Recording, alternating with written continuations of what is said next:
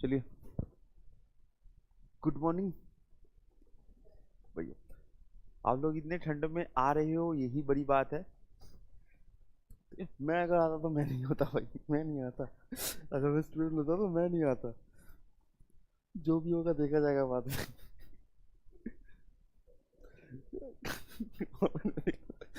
बिस्तर पे लेटा था।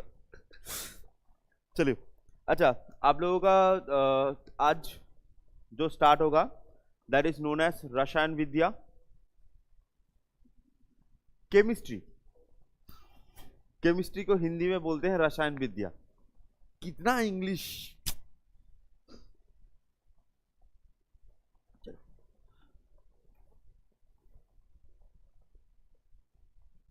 ओके, चलिए।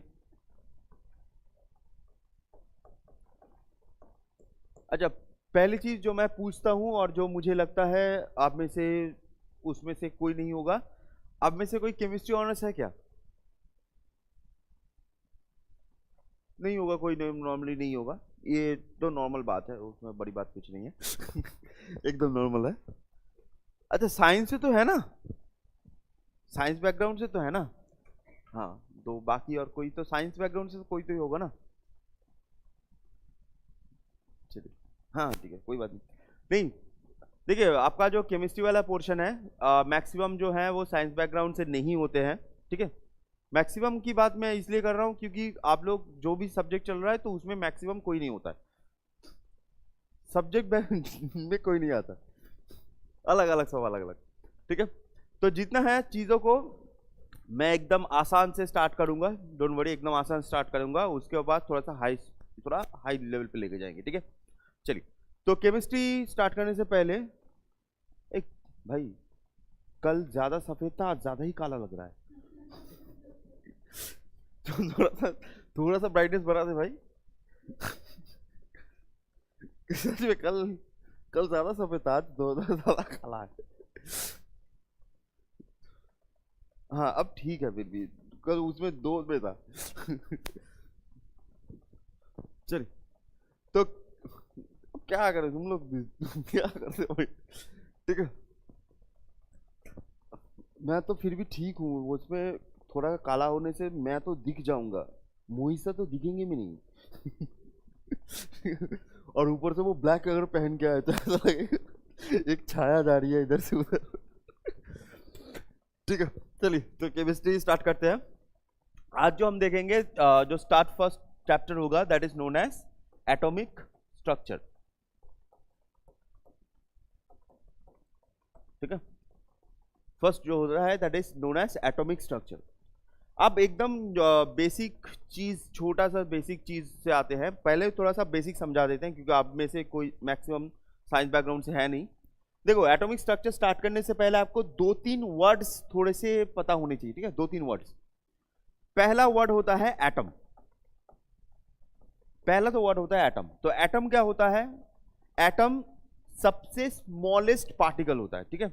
या फिर बोल सकते हो the smallest part of a body. Smallest part of a body. For example, जैसे मान लीजिए अगर ये बोर्ड है, ये बोर्ड को अगर मैं तोड़ता रहूं, तोड़ते तोड़ते तोड़ते तोड़ते ऐसी एक जगह पर आ जाएंगे जिसके बाद वो और टूटेगा नहीं, तो that is known as atom. तो सबसे छोटा वाला जो पोर्शन होता है वो होता है एटम, ठीक है। दूसरी चीज, एक और वर्ड होती है जिसको हम बोलते हैं मॉलिक्यूल। मॉलिक्यूल, तो मॉलिक्यूल क्या होता है? मॉलिक्यूल का मतलब होता है ग्रुप ऑफ एटम, ठीक है। मैं केमिस्ट्री की भाषा में नहीं जाऊंगा, एकदम आसान भाषा में जिससे आप लोग सब लोग समझ पाओ, लेमन लैंग्वेज में आते हैं, ठीक है। पहले नॉर्मल समझते हैं। मॉलिक्यूल क्या होता है? मॉलिक्यूल का मतलब होता है ग्रुप ऑफ एटम। मतलब जैसे मान लीजिए एक एटम है तो आपने बोल दिया एटम। अब मान लीजिए दो है तो आपने बोला एटम एटम। तीन, एटम एटम एटम। अब मान लीजिए चार पांच छह हो गए, एटम एटम एटम कितने हो गए क्या? तो वहां पर यूज होता है मॉलिक्यूल वर्ड, ठीक है, मॉलिक्यूल। अच्छा, नेक्स्ट, मॉलिक्यूल के बाद एक और वर्ड आता है that is known as particles. Particles, next word आता है पार्टिकल्स। पार्टिकल्स क्या होता है? जैसे हम अभी पढ़ेंगे और आप लोगों ने सुना हुआ है that is proton, electron, neutron, ये सब जो चीजें होती है ना, ठीक है, प्रोटॉन, इलेक्ट्रॉन, न्यूट्रॉन। तो प्रोटॉन, इलेक्ट्रॉन, न्यूट्रॉन, इन चीजों को ना अलग अलग आप बोल सकते हो कि प्रोटॉन, इलेक्ट्रॉन, न्यूट्रॉन, प्रोटॉन अलग अलग बोल सकते हो, लेकिन हम कभी कभी अलग अलग नहीं बोलना चाहते। वहां पर प्रोटॉन भी है, इलेक्ट्रॉन भी है, इतना मेहनत नहीं करना चाहते, तो इसी वजह से सब चीजों को एक ही वर्ड में चिपका देते हैं, that is known as particle. जैसे फॉर एग्जाम्पल सबका अलग अलग नाम है, आप लोगों का अलग अलग नाम है, अब अगर अलग अलग नाम मैं बोलता जाऊं टाइम ही खत्म हो जाएगा, तो इसी वजह से आप लोगों को सबको एक वर्ड में चिपका दूंगा, स्टूडेंट। वैसा ही है, दिस इज पार्टिकल, ठीक है। अच्छा, और एक और वर्ड आती है that is known as ion, ठीक है, एक और वर्ड आती है आयन। आयन क्या होती है? नॉर्मली आयन क्या होती है? आयन उस प्रोटॉन या इलेक्ट्रॉन को बोलेंगे, ठीक है, वो प्रोटॉन या इलेक्ट्रॉन को बोलेंगे which is detached from atom। मतलब हम आयन किसको बोलेंगे? हम आयन किसको बोलेंगे? आयन उस चीज को बोलेंगे जो पहले एटम के अंदर था, अभी वो डिटैच हुआ है, ठीक है। पार्टिकल्स, जो भी चीज घूम रही है, प्रोटॉन, इलेक्ट्रॉन, न्यूट्रॉन, सब कुछ मिला के आयन क्या होता है? आयन हम उस चीज को बोलेंगे जो पहले एटम के अंदर था, उसके बाद वो अलग हो गया है। अब जब अलग हो गया है तो उसको हम बोलते हैं आयन। तो ये पहली 4 चीजें हैं जो आपको थोड़ा सा आइडिया होना चाहिए। और यहां पर एक और चीज याद रखिएगा, अगर आप नॉन साइंस बैकग्राउंड से हो या फिर साइंस बैकग्राउंड से हो, कुछ भी इश्यू नहीं है, ये जनरल साइंस है। जनरल साइंस मतलब आपको क्लास 10 तक की साइंस पढ़नी है, ठीक है, उससे ज्यादा आपको लोड नहीं लेना, बुझे? बढ़िया।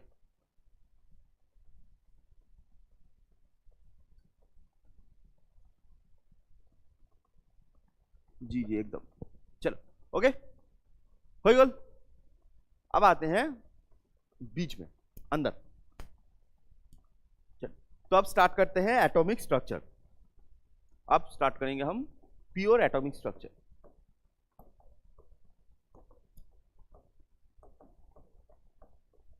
ठीक है, तो अगर आप लोगों की माइंड में केमिस्ट्री को लेकर कुछ खराब चीजें हैं कि बहुत टफ चीजें होती हैं, इतना बड़ा बड़ा फॉर्मूला याद रखना होता है, वो चीजें यहां पर नहीं आएंगी। आप डोंट वरी, उतना ज्यादा परेशान नहीं होना है, आपको उतना ज्यादा परेशान नहीं होना है, उतना दूर तक आपको खींचा नहीं जाएगा, ठीक है, जेई वालों को छोड़कर, जेई वालों को खींचा जाएगा, ठीक है। चलो, तो एटॉमिक स्ट्रक्चर आते हैं। तो जैसे आप यहां पर एटॉमिक स्ट्रक्चर जो स्टार्टिंग होती है, तो देखो आपके जीवन में बहुत सारे विलन्स हैं, उसमें से एक विलन यहां पर भी आता है जिसका नाम होता है जॉन डाल्टन। जॉन डाल्टन इन 1808 जॉन डाल्टन एक सबसे पहला एटॉमिक थ्योरी देते हैं जिसका नाम होता है spherical atomic theory. Spherical atomic theory, ठीक है। तो जॉन डाल्टन इन 1808 सबसे पहला एटॉमिक थ्योरी देते हैं, that is known as spherical atomic theory. और इस स्फेरिकल एटॉमिक थ्योरी में वो कहते क्या है, ठीक है, कहते क्या है? तो ये 3 चीजें कहते हैं। तो सबसे पहला कहते हैं कि atom is the smallest part, atom is the smallest part. दूसरी चीज बोलते हैं कि atoms have same size and same mass, same size and same mass, same size and same मास।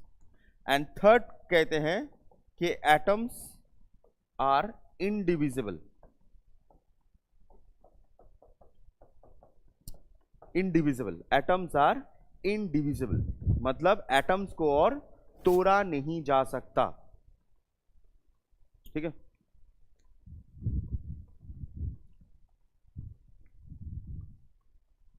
भाई तेरा दिल टूटा है कभी? हाँ, नहीं टूटा? क्या बात है, क्या एटम दिल लेके घूम रहे हो तुम?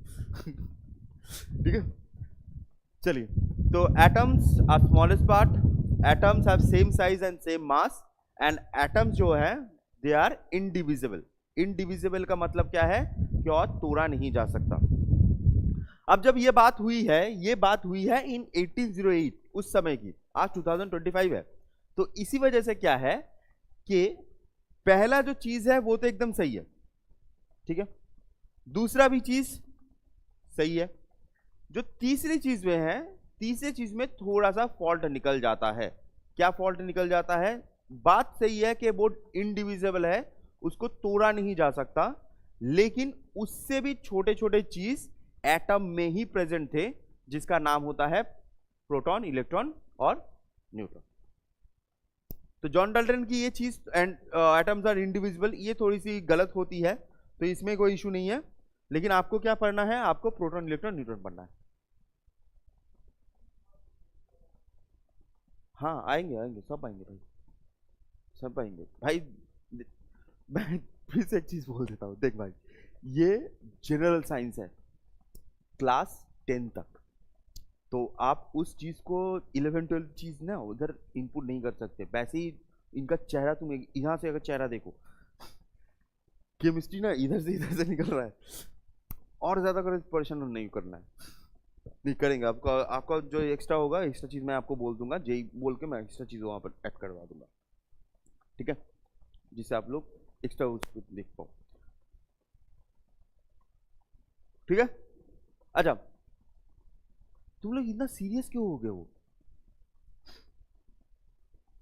चलो, तो अब आते हैं बेसिक सी चीज पर। तो सबसे पहले आते हैं हम प्रोटॉन।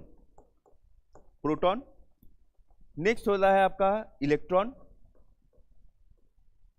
नेक्स्ट होता है न्यूट्रॉन। तो ये तीन चीज आपने को पढ़ाई होगी, ठीक है, ये तीन चीज आपने पढ़ी होगी, प्रोटॉन, इलेक्ट्रॉन और न्यूट्रॉन, ये तो पढ़ा ही होगा, है ना। तो प्रोटॉन डिस्कवर कब होता है? प्रोटॉन डिस्कवर होता है 1885 में। प्रोटॉन डिस्कवर होता है 1885 बाय गोल्डस्टेन। प्रोटॉन को डिस्कवर किया जाता है इन 1885 बाय गोल्डस्टेन, ठीक है।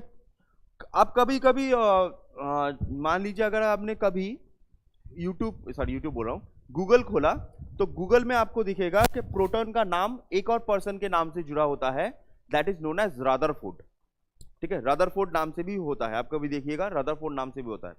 इसका रीजन ये है कि इसको डिस्कवर किया था गोल्डस्टेन ने, लेकिन इसका नाम प्रोटॉन उन्होंने नहीं दिया था।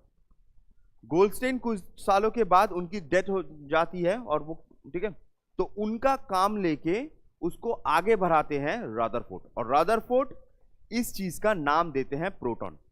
तो डिस्कवर किसने किया है? गोल्डस्टेन ने। नाम कौन देता है? रदरफोर्ड, ठीक है। चलिए, नेक्स्ट इलेक्ट्रॉन डिस्कवर कब होता है? इलेक्ट्रॉन डिस्कवर होता है 1897 by J Thomson, J Thomson. और न्यूटन डिस्कवर होता है 1932 बाय चैडविक, ठीक है, चैडविक। तो proton, electron and neutron. Next गला अटक गया था। नेक्स्ट चीज क्या होती है? नेक्स्ट चीज होती है चार्ज। नेक्स्ट चीज होती है चार्ज। अब चार्ज कितना कितना है किसके ऊपर? देखो, पहले चीज समझो कि है क्या चीज। चार्ज का मतलब क्या होता है? चार्ज होता क्या है? चार्ज एक इनर्ट क्वालिटी होती है चीजों की। इनर्ट क्वालिटी का मतलब क्या होता है कि उसका internal quality, charge internal quality होती है। अब ये चार्ज इंटरनल क्वालिटी होती कहां से है, कहां से आती है? जैसे फॉर एग्जांपल, अगर मैंने आपसे पूछा कि आप लोग गुस्से वाले हो या शांत हो या फिर आउट थोड़े से शाई हो, तो मान लीजिए आप लोग गुस्से वाले हो, मान लेते हैं गुस्से वाले हो, तो अगर मैं आपसे पूछूं कि आपका गुस्सा आया कहां से, आप बता नहीं पाओगे कि कहां से आया। वो जो गुस्सा है वो आपकी इनर्ट क्वालिटी है, सेम चीज होती है चार्ज। चार्ज कोई भी बॉडी की एक इनर्ट क्वालिटी होती है। ये चार्ज करती क्या है? करती ये है कि अगर ये चार्ज, अगर ये पॉजिटिव है तो वो पॉजिटिव चार्ज को दूर ढकेलेगी, और अगर ये नेगेटिव है तो पॉजिटिव चार्ज को करीब लाएगी, या फिर बोल सकते हो ऑपोजिट चार्जेस को करीब लाती है, सेम चार्जेस को दूर करती है। ठीक है, अब कितना जोर से करती है वो ही देखना है, कितना जोर से धक्का मारती है। तो प्रोटॉन का होता है 1.6 इंटू 10⁻⁻19 कूलम। चार्ज होता है 1.6 10⁻⁻19 कूलम। ये आपको याद रखना है? नहीं, ठीक है, जस्ट मैं लिख रहा हूं तो इसलिए लिख दे रहा हूं, ये आपको याद नहीं रखना है। ठीक है, coulomb is a unit of charge. Electron का सेम होता है 1.6 इंटू 10⁻⁻19 कूलम। ठीक है, और आपको पता होगा कि प्रोटॉन जो होता है वो पॉजिटिव होता है, पॉजिटिवली चार्ज होता है, एंड इलेक्ट्रॉन जो होती है वो नेगेटिवली चार्ज होती है। ठीक है, प्रोटॉन पॉजिटिवली चार्ज होता है, इलेक्ट्रॉन नेगेटिवली चार्ज होता है। और न्यूट्रॉन क्या होता है? न्यूट्रॉन होता है, न्यूट्रॉन में कुछ नहीं होता, जीरो, या फिर इसको बोलते हैं न्यूट्रल। ठीक है, जीरो या फिर इसको बोलते हैं न्यूट्रल। अब यहां पर जो साइंस या जेई वाले हैं तो इसमें थोड़ा सा मैं एक चीज बता देता हूं, आप लोग लिख लीजिए, ये याद ना रखो तो भी चलेगा। तो ये जो चार्ज होता है ना, जो चार्ज होता है, जो ये न्यूट्रल होता है, जीरो है, न्यूट्रल है, ये न्यूट्रल क्यों है? न्यूट्रल क्यों है? क्योंकि जो चार्ज होता है वो भी एक चीज से बना होता है जिसको बोलते हैं क्वार्क। क्वार्क, ठीक है, क्वार्क। तो न्यूट्रॉन में 3 क्वार्क होते हैं, टोटल 3 क्वार्क होते हैं न्यूट्रॉन में, +1/3, +1/3, -2/3। अब अगर आप इसको ऐड करो, +1/3 +1/3 हो जाता है +2/3, और यहां पर होता है -2/3। तो प्लस और माइनस क्या होता है? यहां पर प्लस और माइनस एक दूसरे को कैंसिल आउट कर देते हैं, इसी वजह से यहां पर होता है जीरो या फिर न्यूट्रल। ठीक है, याद ना रखो तो भी चलेगा, जो जो आपको याद रखने की जरूरत है मैं बोल दूंगा, याद ना रखो तो भी चलेगा, बोल देता हूं। ठीक है, अच्छा, एक बेसिक सा सवाल पूछूं, एकदम बेसिक सा। आप लोगों ने बचपन से पढ़ते आए हो, सबने स्कूल तो गए हो, तो आपने ये तो पढ़ा होगा कि प्रोटॉन पॉजिटिव होता है, इलेक्ट्रॉन नेगेटिव होता है, पढ़ा है ना? हमको ये कभी नहीं बताया गया क्यों इलेक्ट्रॉन ही नेगेटिव क्यों होता है। इलेक्ट्रॉन ही तुम्हारी जिंदगी क्यों बनी हुई है, प्रोटॉन के जैसे क्यों नहीं बन रही?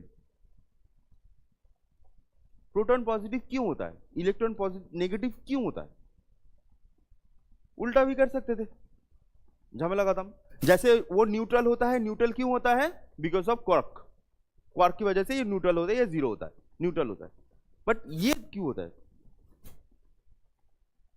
देखो, बहुत बड़ा थ्योरी कुछ नहीं है, ठीक है। सीन क्या है कि सबसे पहले डिस्कवर क्या हुआ था? प्रोटॉन डिस्कवर हुआ था। उसके बाद जब जे थॉमसन इलेक्ट्रॉन डिस्कवर कर रहे थे ना, इलेक्ट्रॉन को डिस्कवर कर रहे थे, तब उन्होंने देखा कि जो चीज जे थॉमसन डिस्कवर कर रहे हैं और जो गोल्डस्टीन ने डिस्कवर कर चुके हैं, वो दोनों एक दूसरे के करीब आ रहे हैं। जो चीज ऑलरेडी गोल्डस्टीन डिस्कवर कर चुका है और जो वो डिस्कवर कर रहे हैं, वो एक दूसरे के करीब आ रहे हैं। अब एक दूसरे के करीब आ रहे हैं, इसका मतलब क्या है कि एक पॉजिटिव है, एक नेगेटिव है। ऑपोजिटिव करीब आता है तो ऑपोजिट करीब आता है, मींस एक पॉजिटिव एक नेगेटिव है। तो कौन पॉजिटिव कौन नेगेटिव? तो जो पहले डिस्कवर हुआ है उसको दिया गया पॉजिटिव, जो बाद में डिस्कवर हुआ उसको दिया गया नेगेटिव। कुछ बड़ा चीज नहीं है, ठीक है, दोनों का ही सेम है। दोनों का अगर आप चार्ज देखो, दोनों का चार्ज सेम है, पॉजिटिव नेगेटिव इसलिए बोलते हैं, ठीक है। चलो नेक्स्ट आता है, इसके साथ नेक्स्ट चीज आती है, that is known as mass. Mass कितना होता है, या फिर आप जस्ट वेट करके याद रख सकते हो कि वेट की तरह याद रख सकते हो। तो प्रोटॉन का मास होता है, प्रोटॉन का मास होता है 1.672 इंटू 10⁻⁻27 kg। प्रोटॉन का मास होता है 1.672 इंटू 10⁻27 kg। इलेक्ट्रॉन का मास कितना होता है? इलेक्ट्रॉन का मास होता है 9.11 into 10⁻³ -31 kg, 31 kg। And neutron का मास होता है 1.674 इंटू 10⁻27 kg।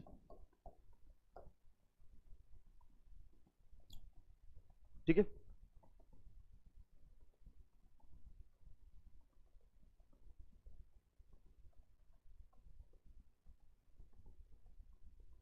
ओके। चलिए, अगर आप यहां पर ख्याल करोगे, थोड़ा सा ख्याल करोगे, ठीक है, थोड़ा सा ख्याल करोगे तो आप देखोगे इलेक्ट्रॉन इस -31 है, ठीक है, प्रोटॉन -27 है। तो दोनों में से कौन हैवी है, प्रोटॉन है या इलेक्ट्रॉन है? जी, तो -31 छोटा होता है, -27 बड़ा होता है ना, -27 बड़ा होता है। तो प्रोटॉन ज्यादा हैवी है कंपेयर टू इलेक्ट्रॉन। और आप देखो ना, प्रोटॉन और न्यूट्रॉन का वजन भी थोड़ा सा सेम सेम ही है, थोड़ा सा ज्यादा है, ये 672 है, ये 674 है।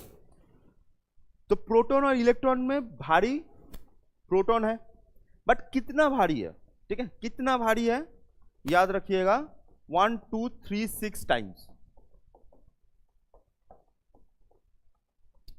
आसान भाषा में समझाऊं, एकदम आसान भाषा में, अगर मान लो आप इलेक्ट्रॉन हो, आप इलेक्ट्रॉन हो और आपके साइड वाला प्रोटॉन है, तो अगर आपका वजन 1 kg है, बस 1 kg है, तो साइड वाले का वजन 1236 kg है। ठीक है, इतना भारी है। अगर वो आपके ऊपर बैठ जाए, ठीक है, खून भी नहीं निकलेगा, केचप निकलेगा चक करके, ठीक है, तो इतना ज्यादा भारी होता है प्रोटॉन। ओके, चलिए, तो ये बेसिक इंफॉर्मेशन है। इसके बाद हम चलेंगे नेक्स्ट चीज पे, that is known as representation of element, कि हम एलिमेंट्स को रिप्रेजेंट कैसे करते हैं।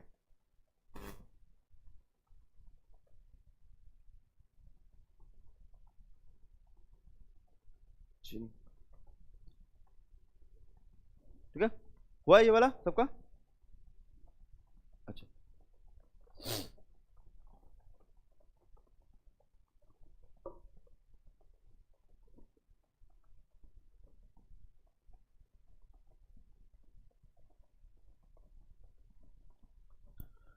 चलिए, अभी तो मुझे ऐसा लग रहा है कि ईटानगर में उतना ठंडा अभी तक नहीं है ना, ईटानगर में उतना ठंडा अभी तक नहीं है। मतलब मैं 2 साल पहले भी रह चुका हूँ ना, तो उस 2 साल पे बहुत ज़्यादा ठंडा था उस समय, बट इस बार उतना ठंडा नहीं है। और इवन आप लोग जहाँ से आते हो तो वहाँ तो अभी तक तो धुआं हो चुका होगा। अच्छा, हम में से कोई बॉमडिला की तरफ से आता है क्या? बॉमडिला? नहीं नहीं, मैं क्वेश्चन नहीं पूछूंगा, ऐसे ही पूछ रहा हूं मैं मैं क्वेश्चन नहीं पूछूंगा तुम लोगों को भैया नहीं, ऐसे ही जस्ट पूछ रहा हूँ कि बॉमडिला की तरफ से, तवांग की तरफ से, जो थोड़ा सा ठंडा और भी ज्यादा ठंडा एरिया होता है ना, तो वहां से कोई आता है कि नहीं। ठीक है, चलिए, अच्छा, तो अब आते हैं रिप्रेजेंटेशन ऑफ एलिमेंट पर।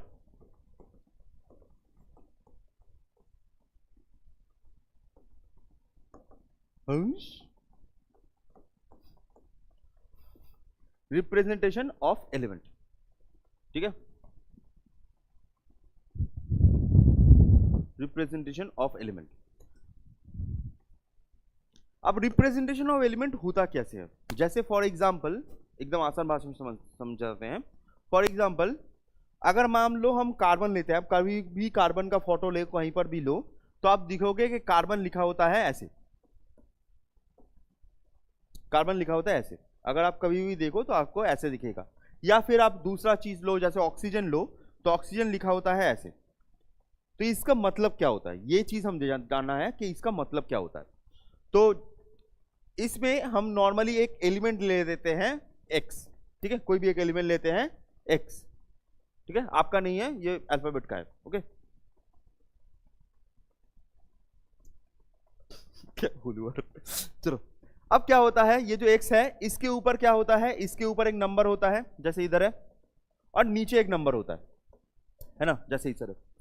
तो ये जो नीचे वाला नंबर होता है, ये जो नीचे वाला नंबर होता है, ये डिनोट क्या करता है, ये शोकेस क्या करता है, ये शोकेस करता है कि इस एलिमेंट के अंदर नंबर ऑफ इलेक्ट्रॉन्स कितने हैं।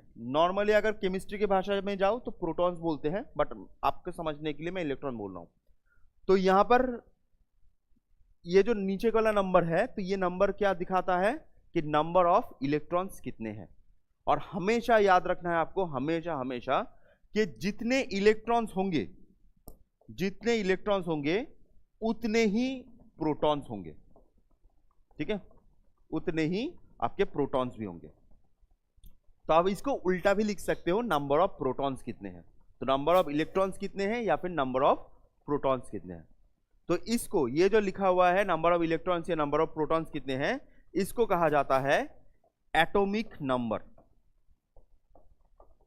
इसको कहा जाता है एटॉमिक नंबर। ठीक है, साइड में लिखा जाता है Z, इसको कहा जाता है एटॉमिक नंबर। ठीक है, तो यहां पर अगर कार्बन है तो कार्बन का यहां पर 6 लिखा हुआ है, तो नंबर ऑफ प्रोटॉन्स कितना होगा, नंबर ऑफ इलेक्ट्रॉन 6। ठीक है, और आप लोगों ने पीरियोडिक टेबल सुना है, पीरियोडिक टेबल सबने सुना होगा ना। तो पीरियोडिक टेबल में एटॉमिक नंबर को ही यूज किया जाता है। जैसे फॉर एग्जांपल गोल्ड, गोल्ड का होता है एटॉमिक नंबर होता है 79। इसका सिंपल सा मतलब क्या है, गोल्ड का 79 है, इसका मतलब क्या है, गोल्ड में 79 इलेक्ट्रॉन्स एंड प्रोटॉन्स हैं। 79 इलेक्ट्रॉन्स हैं, 79 प्रोटॉन्स हैं। आयरन का होता है 26, आयरन में 26 इलेक्ट्रॉन्स है, 26 प्रोटॉन है। ठीक है, सिल्वर का होता है 47, 47 इलेक्ट्रॉन्स है, 47 प्रोटॉन्स है। ठीक है, तो दिस इज एटॉमिक नंबर का केस। अब ये जो ऊपर वाला पोर्शन होता है, ये जो ऊपर वाला नंबर होता है, ये ऊपर वाला नंबर क्या होता है, ये ऊपर वाला नंबर होता है mass of proton plus neutron, mass of proton plus neutron. ठीक है, mass of proton plus neutron, ये होता है आपका, इसे हम बोलते हैं एटॉमिक मास, इसे हम बोलते हैं एटॉमिक मास। एटॉमिक मास होता है ए, ऐसे ए में लिखते हैं, इसे हम बोलते हैं एटॉमिक मास। ठीक है, अच्छा अब यहां पर एक चीज बताओ कि P प्लस एन जो है, P प्लस एन जो है वो 12 है, और यहां पर प्रोटॉन कितना है, 6 है। तो अगर आपसे पूछा जाए कि इसका न्यूट्रॉन कितना होगा, कितने न्यूट्रॉन होंगे फिर इनमें, वाह फाड़ दिए हो, बढ़िया। ठीक है, चलो बहुत बढ़िया। तो यहां पर आपका आता है न्यूट्रॉन 6। तो ये जो नंबर्स होते हैं, नीचे वाला नंबर होता है मास, ऊपर वाला नंबर मास बताता है, नीचे वाला नंबर कितने इलेक्ट्रॉन्स हैं ये बताते हैं। ठीक है, एटॉमिक मास थोड़ा सा आपको कम यूज करना पड़ेगा, लेकिन एटॉमिक नंबर्स बहुत यूज करना होता है। ठीक है, तो ये कार्बन का ये वाला है। जैसे कार्बन अगर आप कुछ भी अलग से ले लो, जैसे नाइट्रोजन, नाइट्रोजन का 14 होता है। ठीक है, नाइट्रोजन ऐसा होता है। ये थोड़ा सा मैं थोड़ा सा अपर बोलूं, थोड़ा सा बड़ा बोलूं आपको, जैसे मान लीजिए कैल्शियम, कैल्शियम, तो कैल्शियम का होता है 2040। ठीक है, हर जगह पर डबल नहीं होता। ठीक है, ऐसा मत सोचो कि हर जगह पर डबल होता है। फर्स्ट 20 तक आपका डबल के पास पास होता है, उसके बाद पूरा अलग हो जाता है, पूरा अलग हो जाता है। जैसे एक छोटा सा आपको एग्जांपल देता हूं, यूरेनियम, यूरेनियम का एटॉमिक नंबर होता है 93, यूरेनियम का एटॉमिक मास होता है 233। ऐसा नहीं है कि सब जगह पर सेम ही होगा, मतलब ऐसे डबल ही होगा, ऐसा नहीं होता। ठीक है, अलग भी हो सकता है। तो ये आपका होता है रिप्रेजेंटेशन ऑफ एलिमेंट। पहले चीज तो ये होती है रिप्रेजेंटेशन ऑफ एलिमेंट। इसके बाद हम चलेंगे डिस्ट्रीब्यूशन पर। अच्छा, यहां तक किसी को कोई क्वेश्चन है, सवाल है, डाउट है तो प्लीज। देखिए, मैं चाहता हूं कि आप लोग सीखो, ऐसा नहीं है कि अभी सामने बहुत सामने एग्जाम भी नहीं है, तो इसलिए मैं बहुत ज़्यादा जल्दी पुश भी नहीं कर रहा कि आप लोग थोड़ा सा टाइम लेके सीखो, क्योंकि स्कूल कॉलेज में आप लोगों का जो ट्रॉमा गया है ठीक है, स्कूल कॉलेज में जो ट्रॉमा गया है तो इसी वजह से।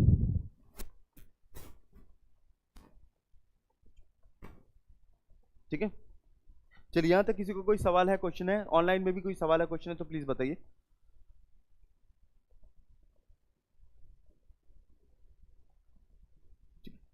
यार ट्रॉमा से याद आ गया, ट्रॉमा से मुझे मेरा पहला दिन याद आ जाता है बार बार।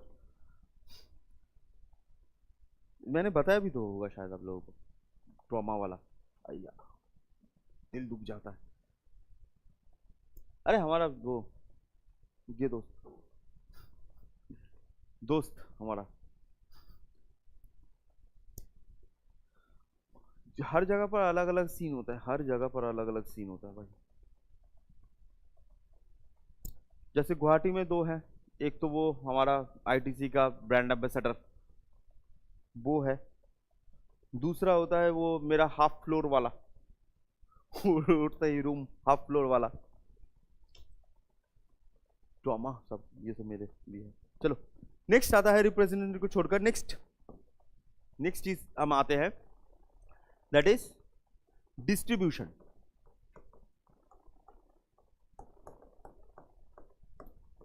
ठीक है, डिस्ट्रीब्यूशन ऑफ एटम्स। नेक्स्ट आते हैं distribution of atoms.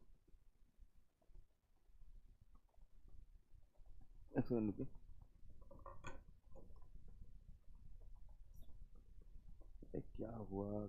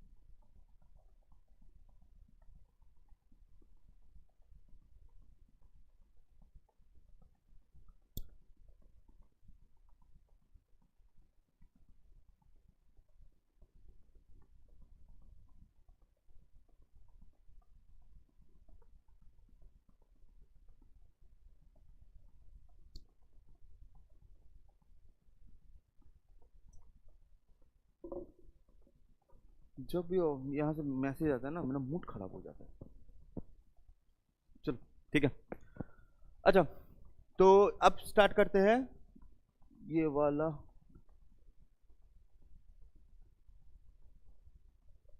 Period table आपको मैं बाद में करा दूंगा। ठीक है, पीरियड टेबल आपका यहाँ पर नहीं है, आपका जेई में अलग से मैं करवा दूंगा पीरियड टेबल। ठीक है, पीरियड टेबल पूरा ही अलग से आपको जो चीज़ें हैं उनको थोड़ा सा देखना पड़ेगा, वो जो ट्रेंड्स होते हैं ट्रेंड्स आपको देखना पड़ेगा, दिखा देंगे हम। चलिए ठीक है, अब डिस्ट्रीब्यूशन आते हैं, बहुत ही बेसिक सा चीज़।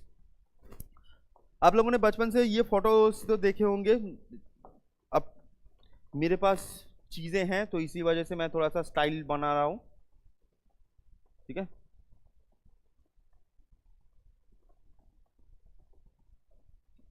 क्योंकि हाथ में बनाने से बहुत मुश्किल होता है। मेरे पास है चीजें अभी।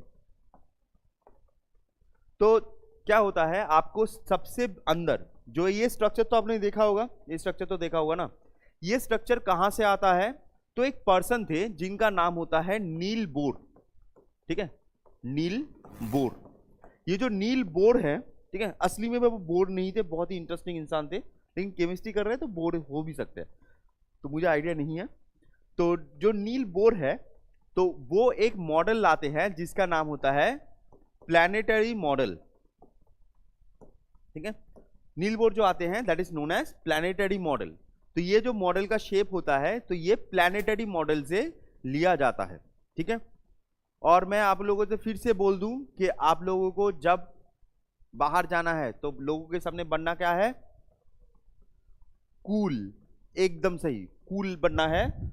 तो यहां पर लिखा हुआ है प्लैनेटरी है, बट जब आप बोलोगे तब वहां पर बोलोगे प्लैनेटरी, ठीक है। ए नहीं रहता है, आपको बोलना है प्लैनेटरी। प्लैनेटरी बोलोगे लोग सोचेंगे तुम नॉर्मल इंसान हो, जब तुम प्लैनेटरी बोलना स्टार्ट करोगे तब तुम लगेगा कि नहीं ऊपर वाला इंसान ठीक है। तो यहां पर क्या होता है, ये जो मॉडल है तो इसमें बीच में ये जो पोर्शन आप देख पा रहे हो, ये जो पोर्शन देख पा रहे हो, तो इसके बीच में क्या होता है, this is known as nucleus. इसके बीच में क्या होता है, इसके बीच में होता है आपका न्यूक्लियस। अब न्यूक्लियस में आपको होता क्या क्या है, न्यूक्लियस में आपका रहता क्या क्या है, तो न्यूक्लियस में दो चीजें रहती हैं, प्रोटॉन प्लस न्यूट्रॉन, ठीक है।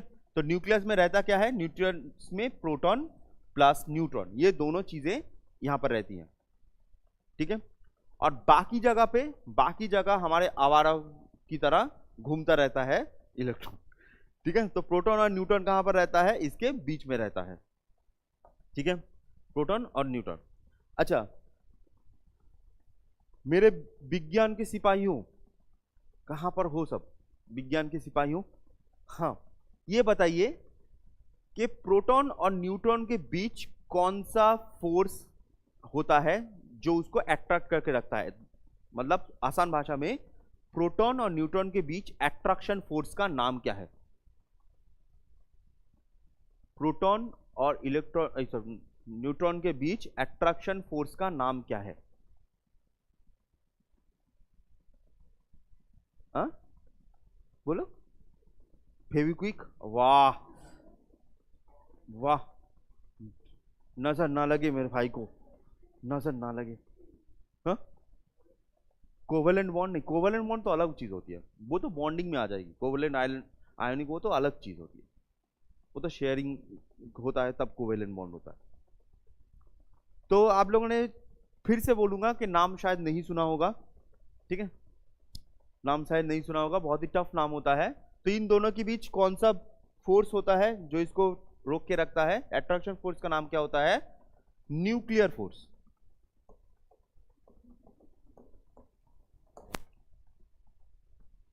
ठीक है। न्यूक्लियर फोर्स इसको बोलते हैं स्ट्रॉन्ग न्यूक्लियर फोर्स, ठीक है। और स्ट्रॉन्ग न्यूक्लियर फोर्स और वैंडरवाल फोर्स अलग होती है, ठीक है। अगर जो जानते हो मैं बोल देता हूँ, वैंडरवाल फोर्स वीक फोर्स होती है, स्ट्रॉन्ग न्यूक्लियर फोर्स नहीं होती, ठीक है, वो दोनों अलग होती है। अच्छा, तो प्रोटॉन और न्यूट्रॉन होता है। अब ये जो चीजें हैं इनको हम क्या बोलते हैं, इनको हम बोलते हैं शेल, ठीक है। एक एक सब चीज पे आते हैं। ये जो आप रिंग देख पा रहे हो, ये रिंग्स को क्या कहते हैं, हम इन रिंग्स को कहते हैं शेल। अब ये शेल जो है, एकदम आसान भाषा में आते हैं, जो शेल है, ये शेल बनती कैसे है, धड़ाम से बन गई क्या, नहीं, ये शेल बनती है in the basis of energy. तो ये शेल बनी क्यों, ये शेल बनती है क्योंकि कोई भी चीज बनती है तो उसका रीजन होना चाहिए ना, इसका रीजन क्या है, that is known as energy. तो जितना करीब है एनर्जी कम है, जितना दूर है एनर्जी ज्यादा है, ठीक है। जितना करीब है एनर्जी कम है, जितना दूर है एनर्जी ज्यादा है। ये आपकी जिंदगी में भी होता है, पूरा केमिस्ट्री आपकी जिंदगी है, ठीक है, पूरा केमिस्ट्री है।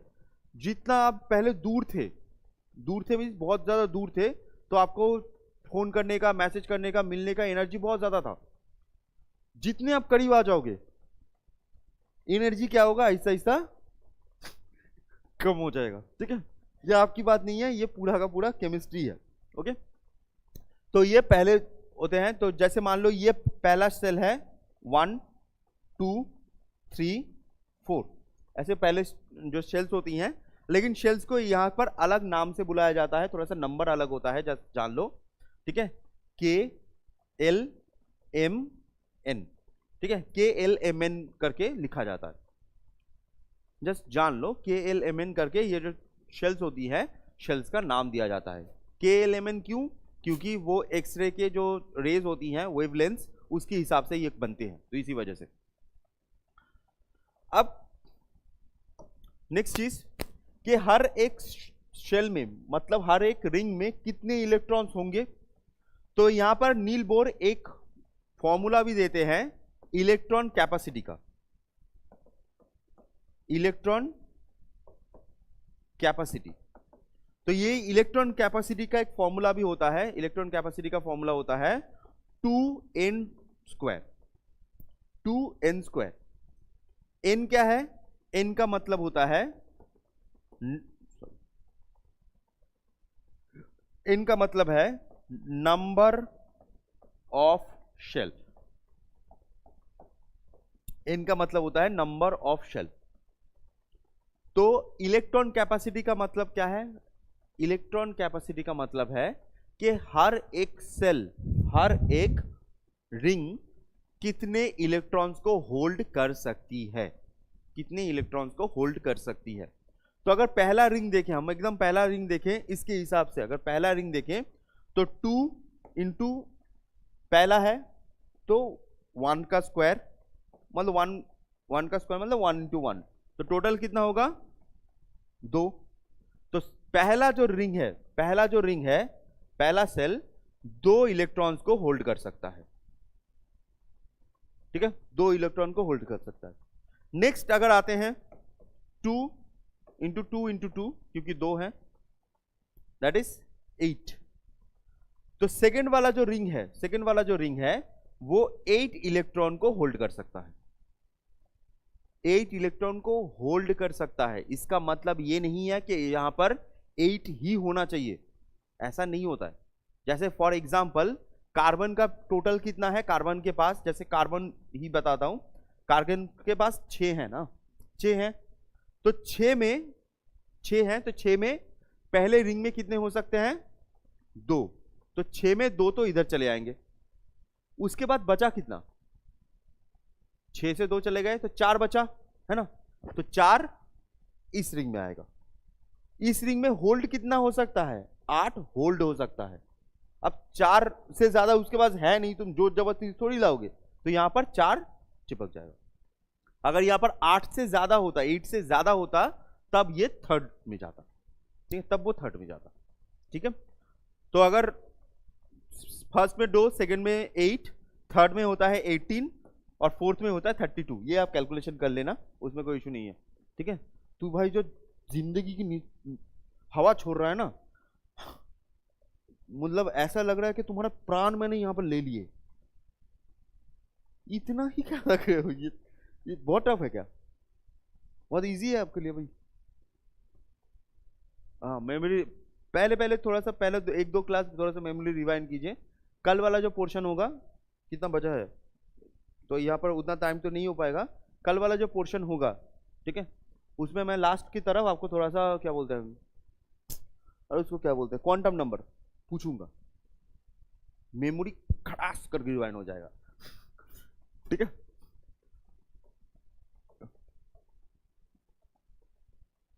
नहीं नहीं, बहुत इजी इजी चीज ही पूछूंगा। जैसे हंट रूल क्या होता है, हंट रूल क्या होता है, जैसे मान लीजिए ऑपरेटर प्रिंसिपल 3p के बाद क्या आएगा, ऐसा बहुत इजी इजी सा सवाल है, ठीक है। 3p के बाद क्या आएगा, चलो ठीक है। अच्छा, तो ये 1832 हो सकता है। अब यहां पर एक बहुत ही इंटरेस्टिंग चीज, बहुत ही मेन चीज, इंटरेस्टिंग चीज, मैं जितना हो सके आपको स्लो समझा रहा हूं, बहुत ही इंटरेस्टिंग चीज।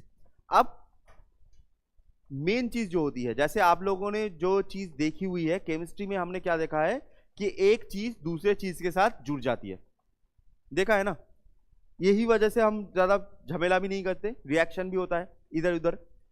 तो यहां पर एक चीज याद रखिएगा कि रिएक्शन होता क्यों है, जो रिएक्शन होता है केमिस्ट्री में, इतने जो रिएक्शंस होते हैं, ये रिएक्शंस होते ही क्यों है, होते ही क्यों है, इसका जवाब भी इसी में है, ठीक है।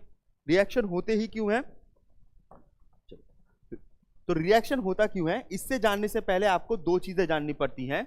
एक होता है, एक कॉन्सेप्ट होता है that is known as valence electron concept, valence electron, ठीक है, वैलेंस इलेक्ट्रॉन। तो वैलेंस इलेक्ट्रॉन का कॉन्सेप्ट क्या है, वैलेंस इलेक्ट्रॉन क्या होता है, the electrons in last shell, electrons in last shell, तो इसे हम बोलते हैं वैलेंस इलेक्ट्रॉन, या फिर एक वर्ड होता है यूज करते हैं हम वैलेंसी। ठीक है, फॉर एग्जाम्पल, जिससे आपको अच्छे से समझ में आए, एग्जाम्पल देते हैं। ये मान लो कि न्यूक्लियस है, ठीक है, एक एलिमेंट ले लेते हैं कार्बन, ठीक है, कार्बन ले लेते हैं, तो कार्बन का है C6, तो पहले में कार्बन के 2 होंगे, उसके बाद क्या होगा, सेकेंड में 4, तो कार्बन का वैलेंस इलेक्ट्रॉन कितना है, लास्ट में 4। अब थोड़ा सा बड़ा लेते हैं, जैसे मान लीजिए सोडियम, सोडियम का लेते हैं Na, और जान लो सोडियम को Na इसलिए बोलते हैं क्योंकि in Latin language sodium is known as natrium, तो इसलिए वहां पर वर्ड होता है Na। ओके, तो यहां पर अगर हम देखें तो पहले में 2, दूसरे में कितना हो सकता है, 8, बचा कितना, इसका सॉरी इसका टोटल 11 है, बचा कितना, 2 हो गया, 8 हो गया, 10 हो गया, बचा कितना, 1, तो लास्ट में जाके 1 चिपक जाएगा। यहाँ पर 18 हो सकता है लेकिन लास्ट में जाके 1 चिपक जाएगा, तो इसका वैलेंस इलेक्ट्रॉन कितना है, 1, वैलेंसी कितना है, 1। तो ऐसे जो जो लास्ट चीजें हैं, जैसे फॉर एग्जांपल हाइड्रोजन, हाइड्रोजन का होता है लास्ट 1, एक ही होता है हाइड्रोजन का, हाइड्रोजन का होता है 1, तो हाइड्रोजन का 1 ही है, तो हाइड्रोजन का वैलेंस इलेक्ट्रॉन कितना है, 1। तो ये तो होता है फर्स्ट वैलेंस इलेक्ट्रॉन कॉन्सेप्ट के सबसे लास्ट वाला जो सेल होता है तो उसमें कितने इलेक्ट्रॉन्स होते हैं, that is known as valence electron. ठीक है, अब कोई भी चीज ले लो, कोई भी चीज ले लो, जैसे मान लीजिए आप ऑक्सीजन ले लो, तो ऑक्सीजन में वैलेंस इलेक्ट्रॉन कितना होगा, पहले में 2, उसके बाद 8 हो सकता है, ऑक्सीजन का टोटल होता है 8, तो लास्ट में उसका 6 बच जाएगा, तो वैलेंस इलेक्ट्रॉन कितना होगा उसका, 6। ठीक है, तो पहला जो होता है वैलेंस इलेक्ट्रॉन। दूसरा एक कॉन्सेप्ट होता है जिसको हम बोलते हैं ऑक्टेट कॉन्सेप्ट। ठीक है, ऑक्टेट, ये सब एक साथ होता है बट आपको मैं अलग अलग बता रहा हूं, ऑक्टेट कॉन्सेप्ट। तो व्हाट इज ऑक्टेट का कॉन्सेप्ट, ऑक्टेट कॉन्सेप्ट होता है कि कोई भी एलिमेंट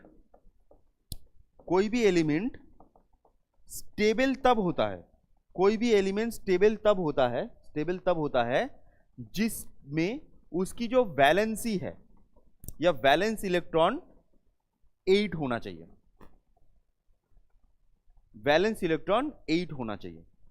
ठीक है, सिर्फ हीलियम को छोड़कर, हीलियम में 2 होना चाहिए। ठीक है, तो हीलियम एंड हाइड्रोजन में यहां पर सिर्फ 2 चीजें हैं, हीलियम एंड हाइड्रोजन, उसमें 2 होना चाहिए, बाकी सब जगह पर 8 ही होना चाहिए नॉर्मली। तो यहां पर आसान भाषा में, उसमें बाद में एक्सेप्शन में बाद में जाते हैं, बट मेन चीज पे आते हैं। तो एलिमेंट तब तक स्टेबल होगा जब उसका वैलेंसी कितना होना चाहिए, 8, वैलेंसी कितना होना चाहिए, 8। सिंपल भाषा में उसके लास्ट में 8 होना चाहिए, तभी वो स्टेबल हो पाएगा। ठीक है, तभी वो अच्छे से स्टेबल हो पाएगा। इसको हम बोलते हैं रूल ऑफ ऑक्टेट। ऑक्टेट का मतलब होता है 8। अब सीन क्या है, दुनिया में जो भी रिएक्शन हो रहा है,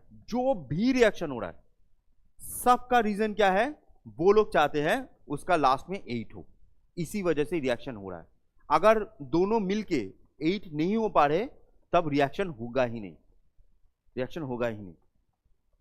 चलो आते हैं। ठीक है, अब रिएक्शन केसेस पे आते हैं। तो ये balance electron concept and octet concept, last में 8 होना चाहिए, है ना। अब जुड़ते क्यों हैं थोड़ा सा बताते हैं। ठीक है, एकदम बहुत आसान सा एग्जांपल लेता हूं।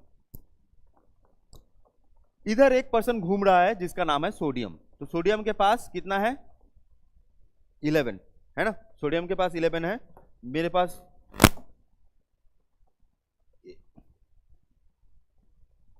ठीक है, सोडियम के पास 11 है। तो अगर सोडियम के पास 11 है, और एक और होगा, सॉरी नहीं,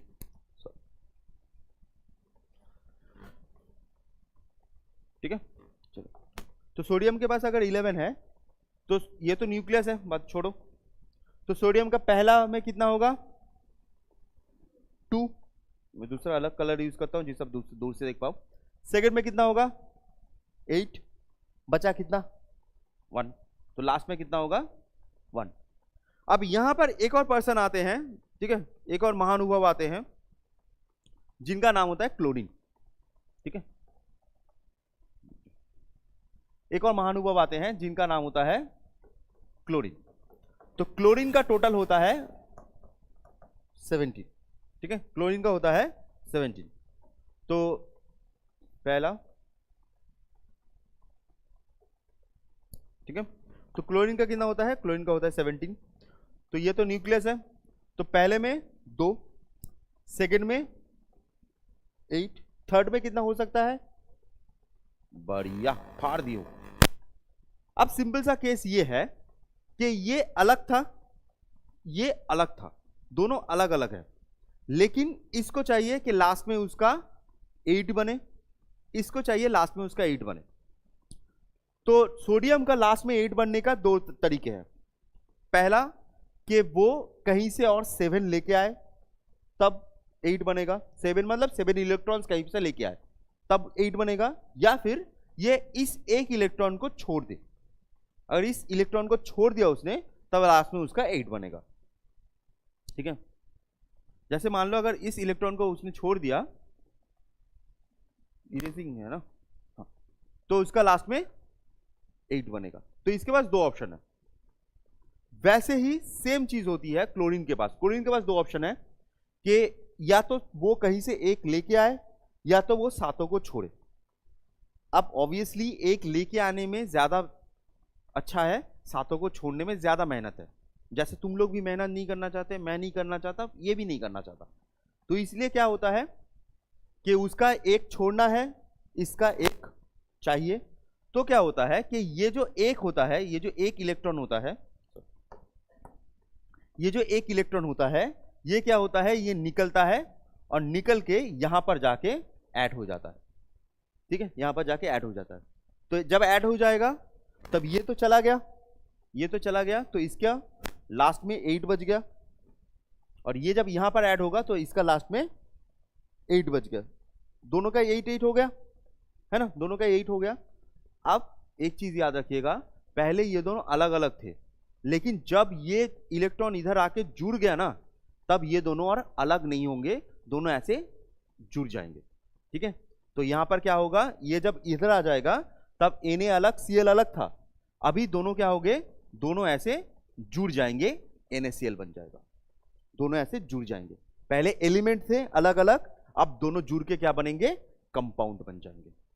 ठीक है, कंपाउंड बन जाएंगे। तो जितना भी रिएक्शन होता है पूरे के पूरे वर्ल्ड में, जितना भी रिएक्शन होता है, सबका रीजन क्या है, लास्ट का 8 बनाना है, उसको ऑक्टेट बनाना है।